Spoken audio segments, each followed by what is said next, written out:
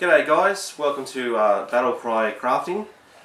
Today we're working on how to make our bands to the correct size and to correct specs for Battlecry specifically. As a side note, if you follow Battlecry currently, Battlecry's rules currently, it should be right for the rest of the LARPs around Australia, but I would suggest checking with your LARPs first. Alright guys, this is now part one. Part one, we're going to go through all the materials involved with making bands. There's not really that many. I mean, I carry them all in one little jar. Alright, so what you're basically going to need is you're going to need all tubing. Okay, all tubing. This is what we use pretty much all over LARPs in Australia.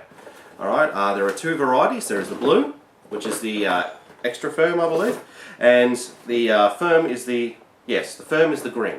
Okay, so they're the two varieties that we use.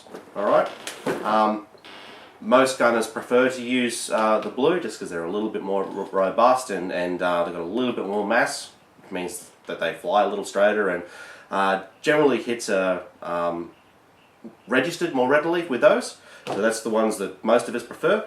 Today we're going to be constructing with cable ties. For our joiner, you can use Dyneema or any kind of nylon rope that's about 5mm thick, and I'll go through that in part two in the actual construction part of it. But the cable ties that you want are the 4.8mm thick ones that have a tensile strength of 22 kilograms. There's the ones I prefer, and the ones that Battlecry specifically prefers. Reason being is that the smaller variety, which is these little fellas, you can see there's a big difference between the two. Alright, in the heads there's a massive difference. These little guys tend to break, which is why, you know, not immediately of course, we're talking about after 6 months of use, but this is what happens, right? They end up busting, and I've got some older ones here that busted. There's the end of one in there.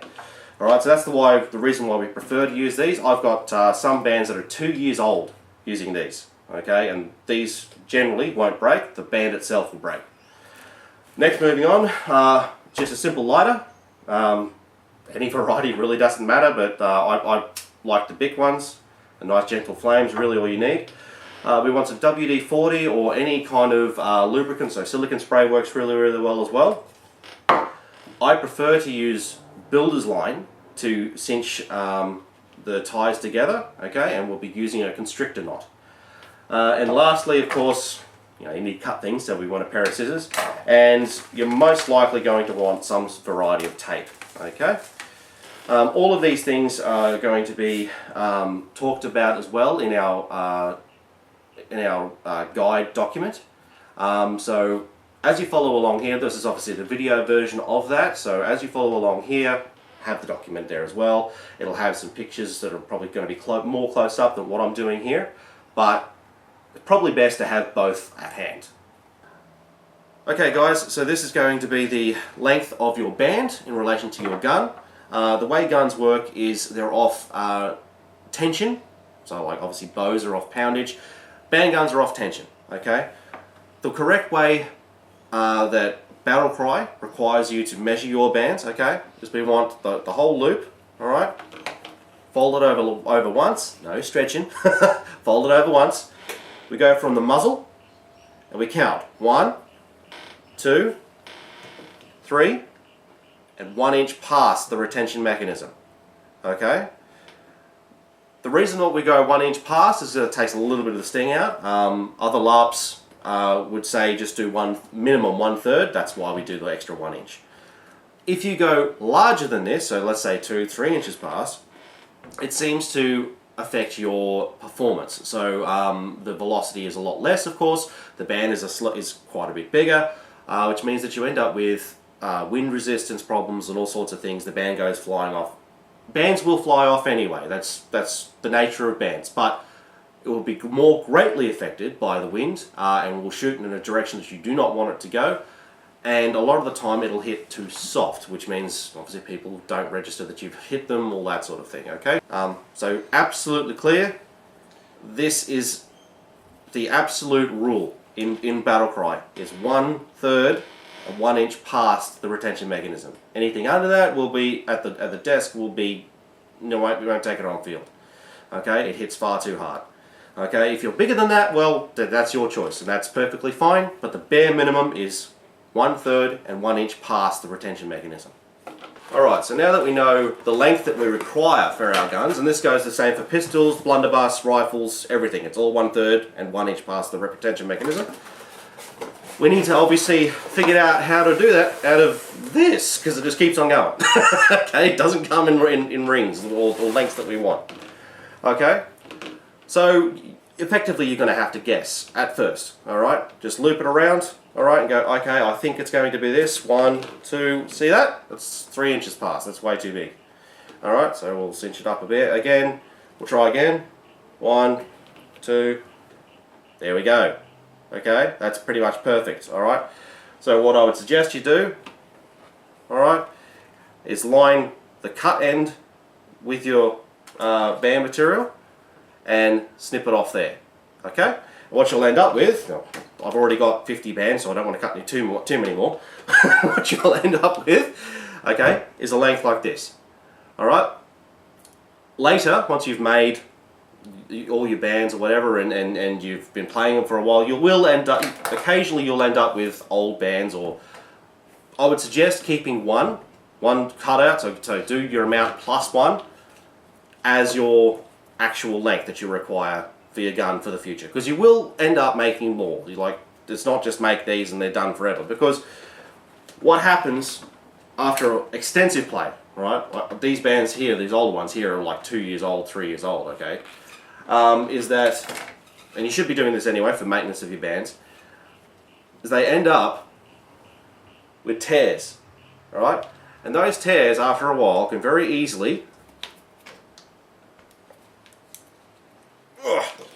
alright, so I just made that tear even bigger. That's what happens.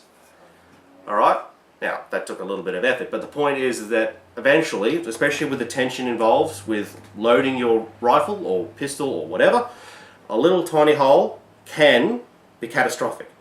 So, you want to constantly be checking your bands to make sure if there's any nicks or cuts or anything else involved in that, because that will happen. Alright? So this is why you're always going to be, every few months or every month or so, checking your bands and making sure that they're all still up to snuff, and if you have to replace any, you have to replace any. That's what this piece is for. Alright, so now we're going to actually get into the construction of this thing.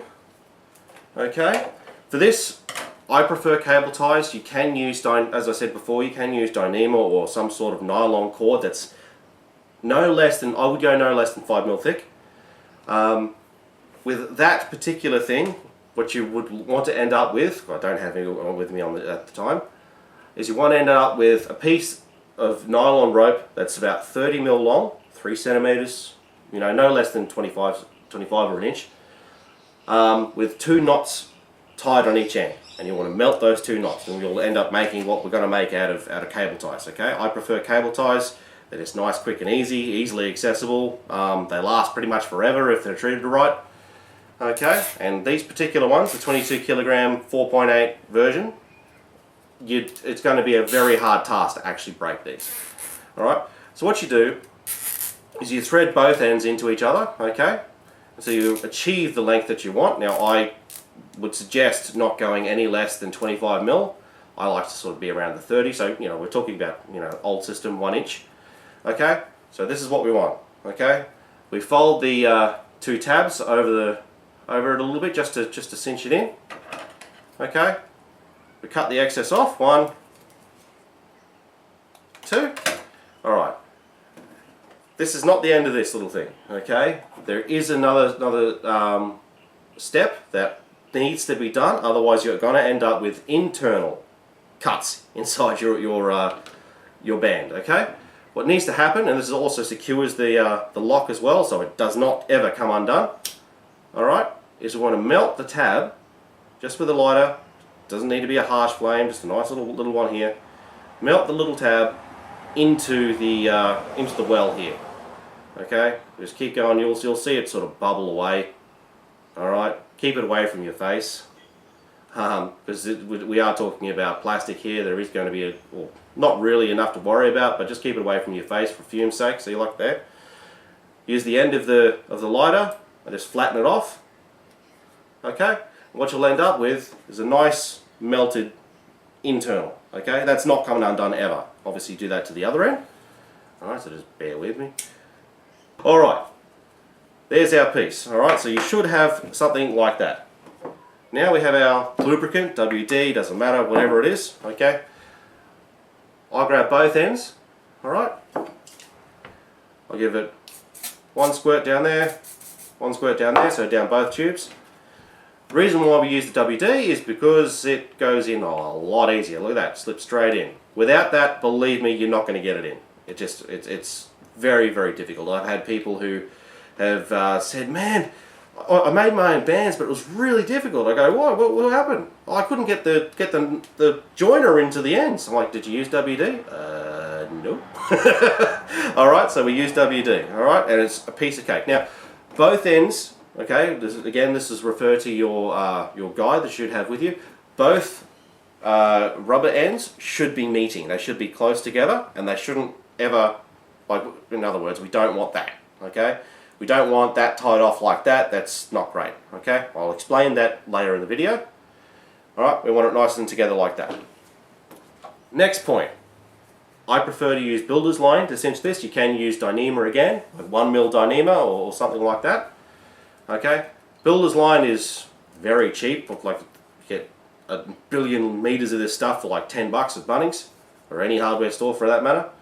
Okay, now there is a little bit of a trick to using this stuff. Okay, a lot of people will go, oh, you know, I'll use my scissors and I'll cut it. No, because what happens is the thing unravels on you. All right, so what we do, we come over on our bench a little bit. We make the length that we want. I'd suggest somewhere around the 20 centimeter mark, 200mm, 300, whatever you feel that you need. Okay, give it a little bit of a burn. Okay, and look at that, it doesn't unravel because both ends have melted correctly. Okay, all right. Now what we're going to do is we're going to tie this off, and what we're going to use is a constrictor knot. Now I'll show you how to do it, but if you can't see me doing it very well here, there are other videos that will show you exactly what a constrictor knot is. We also have a constrictor knot guide in our guide document. Okay. All right. So I'll flip it over. Okay. I'm trying to keep my hands out of the way. Okay. All right. So we're like this, okay? It's a cross over the top. See? Alright, now I grab that cross and pinch it in both fingers. Alright, this little loop here goes under, and then under that cross. Okay? When you grab it, you pull it through. Alright? Don't worry about it, it's going to flop about, okay? And you grab the other one, okay? And through this side, because it's going under there, through this side, and then put it under the cross as well. Okay, this all sort of has to be done loose because obviously it's a constrictor knot. When it goes tight, it goes tight. It does not come undone. All right, pull both ends. Okay, you're under the knuckle. All right, you want to be as under the knuckle as you can. Maybe just bunch it up just a little bit. Okay, and you see that very nice cross under a cross. That's what you should end up with. Okay, so you should have your two lines underneath a cross over the top. Okay, and then cinch it and pull it closed.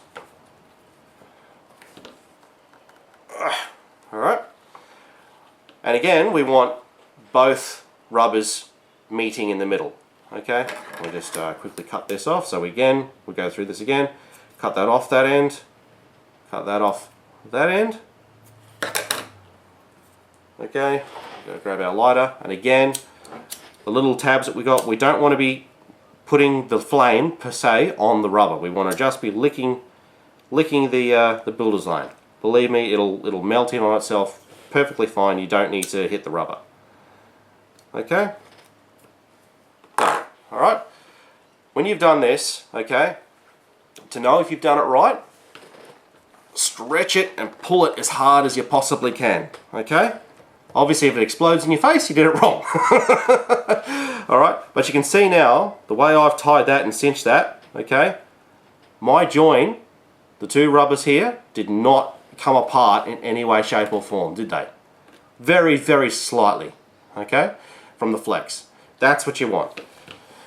The reason why we want these two to join up is simple aerodynamics. Now, bands are not aerodynamic at all whatsoever. So we want to try and help them along as much as possible, okay? The reason why these are as close together as they can be is because the whole band then has no real wind juncture in this little spot. In other words, as it's flying through the air, if you have a gap in here, okay, that's a little hollow that the wind can get into, and there is a chance that your band will fly off in one direction or another, other than where you want to hit it. Alright, so there we have it. That's how we go and make our bands. It's very, very easy. You don't need a lot of materials or that kind of thing. You just need the right materials. Okay, so thank you for watching, and hope to see you on the field.